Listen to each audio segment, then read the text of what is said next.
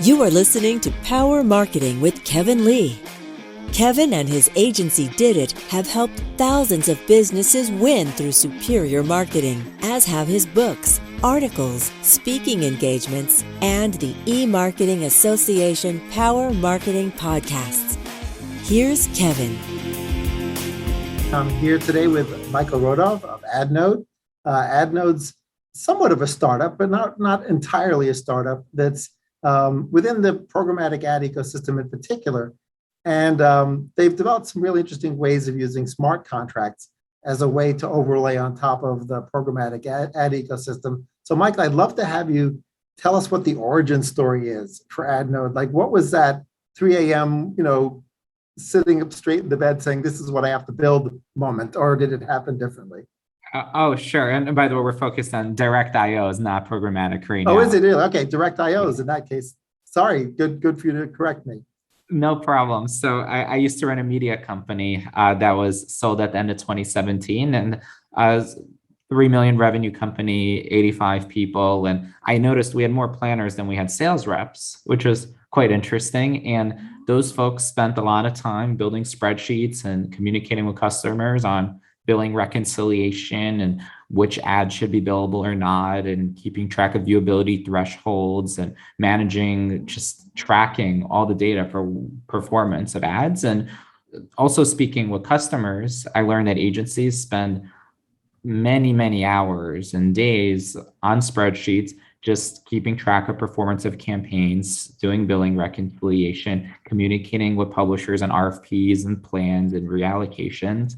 And it struck me that this industry, although it's called digital advertising, is very manual. It's a lot of manual, low-level spreadsheet work, lots of phone and emails and spreadsheet calculations that take away from high-value activities. So essentially, we built AdNode to create automation for digital advertising. Great. And so people are familiar with smart contracts in sort of either the NFT context or maybe as a sort of piggyback on the Ethereum concept in general, and this idea that the smart contract makes sure that certain conditions are satisfied before the next thing happens. So how did that end up overlaying into sort of a digital IO?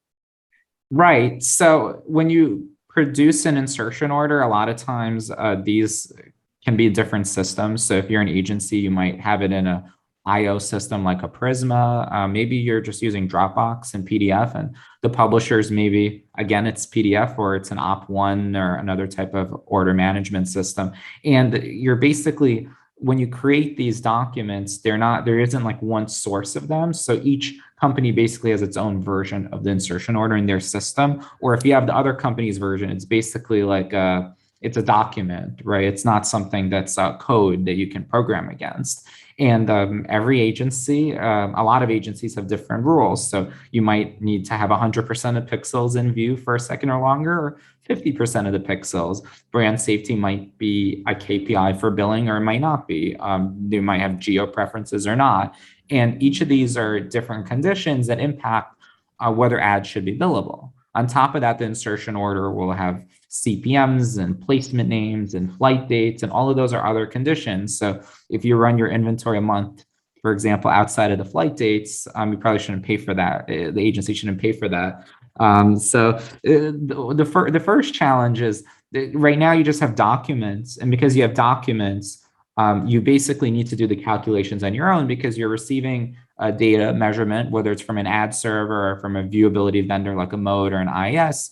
You're receiving that in some sort of essentially an Excel file, and you're pooling that together with insertion orders. And that's a manual process. If you're an agency holding company, it might take you 2 to 3 days per month per campaign if everything goes well. If something went wrong in the process, maybe twice that. If you're an independent agency, it might even take longer. It's just a lot of spreadsheet work. And if you're an agency and you came up with the numbers and the publisher came up with numbers on their end, those numbers often don't match up. They usually don't. And the reason for that is, first of all, you might use different measurement vendors. You might have typed in the information from your insertion order a little differently from one system to another because a lot of human touch points. But even if you hire the same measurement vendor, they actually send different numbers for viewability and brand safety and IVT to the publishers and agencies because they're measured a little bit differently for both sides. So you'll naturally have discrepancies that leads to phone conversations, emails, a back and forth process. And, sometimes it's a 5 or 10% difference. Sometimes we know publishers that 100% of what they delivered over a month doesn't get paid because just the agency had different numbers. So you have different extremes, but usually even if it's a small difference, there's just back and forth, it's off, and it really delays the opportunity to optimize. So if you don't know what you're being paid for until the month end or the quarter end, you can't really optimize based upon what's billable until you get that data. So with AdNode, the idea of codifying direct insertion orders or having smart contracts is essentially all of the rules that you have, who the measurement vendor is, what the viewability conditions are, the brand safety guidelines, the different categories of invalid traffic, CPMs, flight dates. Those all, when you create the insertion order, there's code behind that. So there's code behind it. And then as AdNode receives data from the viewability vendor that's selected or the ad server that's selected, we're automatically calculating which ads are billable or not. And both the agencies and the publishers any day of the week or month can log in and see how much is billable and how much is not billable. And both the agencies and publishers agree to not honor those numbers. So you have what's known as a single source of truth, but essentially confirm numbers that everybody has access to that are the truth of the campaign. So you can focus on optimizing numbers. The invoices are automatically generated, it's automated, and you finally have automation for this process in digital advertising. Right. And if I interpreted your website correctly, it's the publisher who's paying, even though the benefits accrue to both the publisher and the agency. But I would imagine that the publishers see this as a way to sort of prove themselves along the way and actually grab bigger slices of budget as a result. Yeah, so there are a lot of use cases from the publisher side to generate value for it. First of all, obviously, whether it's the buy side or sell side paying, we recognize the AdNode subscription is a portion of the media buy. And from an agency perspective, one of the big benefits is the operational efficiency. So we actually reduce hours spent by agencies by about 90% on reconciliation and media planning. So that's pretty wild. It's the same for the publishers. For advertisers, typically you're getting more impressions that are meeting your goals, and you're able to share those KPIs with the publishers. So our publishers on average are seeing anywhere from a 30 to 40% lift in their effective CPMs because they're optimizing for the percentage of their ads that are billable. So if you have different inventory buckets, one set of ad units that maybe are 80% billable, another set of ad units that are 40% billable. If you ship from one to another on day 2 rather than day 32, that makes a big difference. So we see that the publishers are able to recognize higher effective CPMs, and you obviously also receive a premium for viewability. And then by making the lives of agencies easier, it makes it easier for them to allocate more budget to those publishers by being more operationally efficient. So yeah, you mentioned IVT a couple of times, and clearly invalid traffic is a huge concern of folks, and everybody differs as to how big of a problem it is, but everyone agrees it's a problem big enough to at least be on their to-do list. Is your system agnostic as to which measurement vendor is used to determine whether it's valid or invalid? We're agnostic. So which vendors do you plug into currently? Some of the vendors are firms like Moat or smaller firms like AdLooks. We can even take in viewability data from Google Campaign Manager, although we currently only have one agency that uses them. And each measurement vendor has their own set of categories in the IVT space. So some, for example, track early auto refresh, where if the publisher loads the same ad every 10 seconds, for example, and just keeps billing you for it, it'll detect that. And you can agree or not agree for that to be a billable condition or not. So there is flexibility there. Brand safety as well, which is not really IVT, but the brand safety guidelines from the different vendors vary as well. And in our software, you can actually select from a Dropbox which categories should be billable or not. So if there's a type of IVT that you get dinged for that maybe in your particular industry vertical is valid traffic, you can unselect that and say, for example, you have a video game, you're marketing a video game, maybe you turn off the arms subcategory of a sexual wellness product, you might turn off the adult category if it's a sexual wellness ad product. So it really depends, but there's a lot of flexibility in how you create these codified direct insertion orders. Right, right. Well, with automation, clearly there's going to be human capital savings at the publisher side and at the agency side. But then as far as the actual marketers, you're going to have a mix of marketers with direct response KPIs, and then those who are using sort of branding and awareness KPIs. Have they seen lift in the KPIs at the marketer level as well? And have they been able to sort of really demonstrate dramatic efficiency gains as a result? Yeah, we've done case studies where we've seen marketers get consistent 99%, 100% doublings of their brand awareness metrics and similar on their click performance data as well. And that's from existing direct partners, their existing relationships, and just reallocating inventory between them and seeing the data more quickly. So we do see that, and obviously more viewable impressions leads to more brand awareness, more clicks can potentially lead to more leads. And if the agency and the client agree, they're open to sharing that data with the publisher, so you can track which inventory buckets are driving more performance for that advertiser, and then the publishers that action based upon that data are able to perform better. Great. Does it work across display, rich media, and video, or is it primarily a display product at the moment? No, we support video as well and rich media. So what percentage of the current sort of media that's flowing through the platform is display versus video at the right now? I would say we're more display than video right now, but we definitely support video. And it's, from the AdNode perspective, what's really interesting is we don't actually tag the publisher sites. So we're relying on the measurement vendors to do the tagging through traditional channels that are loaded through the agency's ad servers. So you're loading the same tags you're loading before, and we just have backend feeds with the measurement vendors. So that means we don't need to it's just a condition, it's just algorithmic condition in the insertion orders, and that gives us a lot of flexibility. Whereas if we were, say, a measurement vendor, first of all, you don't want to grade your own homework, so you don't want your auditor to be your finance team. But the second point is then you'd be kind of quite limited in some of the channels that you could support. Are there any industry sectors that you think from a marketer or advertiser perspective that this makes particularly good sense for, perhaps given the publishers that they're running on or the types of campaigns that they're running?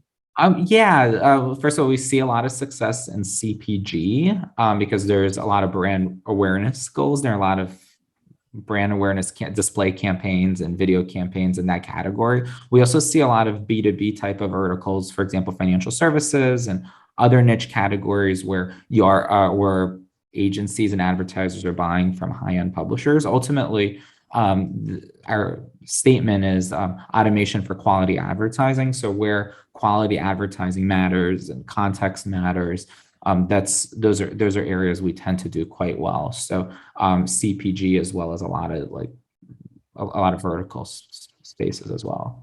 Right.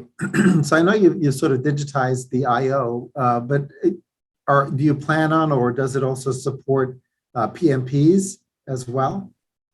Yes, that's in a lot of that is in our roadmap ahead. Our AdNode's big focus right now is on direct, because we want to make sure that we support every variation of it. It's very technically deep, but we do have ambitions to support other areas as well. But you'd be surprised if direct is maybe 20 or 30% of your media buy, it might be 90% of your time spent on reconciliation for a lot of agencies. So we do see a lot of value there. Right. No, I was just curious whether the PMP deals are sort of coming in under your umbrella. Sounds like it's in the roadmap, and at some point you'll turn that on. Yeah, I mean, a lot of PMP deals kind of replicate direct deals too. So we do have some support for PMPs, but more broadly, like programmatic, where you're buying what audiences. We do have some support for that. But the key differentiator here is that in these deals where you have publishers actually agreeing to the terms, the publishers and agencies are agreeing to honor the numbers that are coming in. So you can rely that those are the numbers you can optimize against them. Whereas in more programmatic contexts, it becomes a little bit more around transparency. Right, right. Do you is it primarily U.S. based advertisers at the moment, or is it pretty international as well? We are both U.S. and Europe, North America and Europe, but we do have. We have been hearing a lot of interest in APAC, and that's not a market that we've entered yet, but it's something we're certainly interested in applying the technology to. So more broadly speaking, what do you see coming down the horizon, either from publishers or within the entire sort of paid advertising ecosystem that you're excited about, sort of wearing your general marketer hat? Yeah, I think automation is here to come and stay. It's been a long time. The history of all this is that agencies, somewhere in the 80s, advertisers came to agencies and said, hey, we want to pay you based upon head count rather than percentage of media spend, because if I give you a percentage of my media spend, you're just going to want to spend as much as you can. And then maybe like 5 years ago, the clients came back to agencies and said, well, now there's a lot of staffing on my accounts, but a lot of it is low-level work. And now that's payment based on performance, and this could be like CPMs or viewable impressions and brand awareness metrics, brand surveys, et cetera. So it's that changes the situation, and I think it invites the opportunity for automation. So I think that automation, AI around these areas is really here to stay. So fun fact: 2/3 of eyeballs are actually on long tail sites, all the kind of big publishers, and 2/3 of the dollars, more than 2/3 of the dollars, on Google and Facebook. So the reason I think for that is it's really easy to buy the inventory on these very, very large platforms from an operations perspective, and operationally it's incredibly inefficient to buy from a lot of media companies because there's just so much back and forth from the planning process to reconciliation and everything in between, optimization, et cetera. And so once you have automation, I think actually this is kind of the comeback opportunity for a lot of the media companies. Interesting. Yeah, you talked about the long tail of publishing sites. Obviously, below a certain scale, many publishing sites don't even have a sales team and can't even take IOs. And so where do you think that cutoff is from the perspective of your integration into the publishers? Sort of where's the sweet spot where you think publishers should have a sales team, should take direct IOs, should have somebody in ad ops who can place those GAM placements in there for them? Yeah, I mean, probably more of our business is with the larger media companies, just because they represent a lot of publisher websites and a lot of audience, and we do have a substantial long tail business. And these are companies with maybe a couple of sales reps and 1 or 2 ad ops folks. I would say the cutoff, if you're unless you're in a very niche vertical, probably 1 million monthly uniques. I think if you're in very, very, very niche vertical, maybe you can get away with as low as 1/10 of that. But realistically, you still want somebody in charge of figuring out how to monetize from an advertising perspective, because you need to justify that headcount. So you do need a little bit of scale. But I do think there's an environment where if you can justify the CPM, where you have viewable, contextually relevant, performing media in different environments, that's a premium. I think agencies and advertisers are keen on paying for that premium in order to get that quality inventory. So if you do the math on it and you can make it work, I think it's here to stay. And there are long tail sites that are charging $100 CPMs, and everybody's happy, right? So it just kind of depends on your situation. Right. Because you're working with premium publishers in particular, or larger publishers, I would imagine that most of the buying that you're seeing from the agencies is at the context level, somewhere within the taxonomy, or it could be keyword level at the page, context. as opposed to behavioral, right? Because the bigger publishers, I think the behavioral stuff tends to show up more on the programmatic side, whereas the IO stuff is more based on, a fairly niche portion of the site, or maybe it's run of site because the site's pretty nichey. But do you think that there's been a flight to context given the sort of erosion of the third-party cookie and other factors? Well, the erosion of the third-party cookie obviously helps context because it eliminates some of the behavioral piece. I think, like, you're on economist.com, it's one of our sites, or Thomson Reuters, et cetera, and you're reading about a specific financial product and you spend 3 minutes reading about it. So, that's a very relevant person. Now, maybe you're just marketing to a business professional, right? So you might want to do an ROS of one of those two sites. So it depends on your strategy. There are definitely a lot of buys that we see that are just for the domain, or just for the group of domains or specific domains. And sometimes it's audience, first party audience. So because of the cookie going away also, I think there's more reliance on first party data from the publishers. So that's a really big deal. So we see it all. We see site-wide, we see first party audience buys, we see sometimes sectional buys, keyword targeted buys, but I wouldn't say keyword targeting is like, a majority of, maybe it's a 10-20%. Right. That's me estimating. Yeah. So for just from a personal opinion basis, do you feel like it's time for some more ad formats? I mean, because the ones that are out there on the display side have been around for quite a while. It seems like a few years back, there was some movement that there's some larger interstitial and modal type ad units, and they got some traction. But there hasn't really been that much. It seems like everything went to video as from a new ad format perspective, that there hasn't really been any significant innovation, with the exception of maybe DCO, dynamic creative optimization. There's been some innovation there. Do you feel like there's still room for improvement from an ad unit perspective? I think so. I think you're always challenged with kind of the context, the trade-off between something that's an interstitial type of format, which I think in certain circumstances is hard to avoid. So you have audio now, or IoT devices. How do you do an ad without interrupting the other audio? You can't run audio side by side, right? So naturally, I think there's a lot of tension there. I think there'll continue to be more tension there in terms of how do you compete with the content, or do you support the content? If you're supporting the content, how do you do it in an effective way? Because sometimes that's harder because people are engaged there. So I think ultimately you're going to get to more contextual awareness. I feel that we do see some publishers have some very interesting units, like sticky footers when you're scrolling around, or things that pop up and open. But I think at the end of the day, the context really matters, and finding a way for the ads to support the content rather than compete with, or even worse, interrupt the content. That's really what you should drive at. VR is a very interesting one, but I don't think we're there just yet for that to be a massive scale. Right. Well, great. Thanks for giving me your insights into where automation will take us, particularly on the IO side and direct-to-publisher buying. Thank you, Kevin.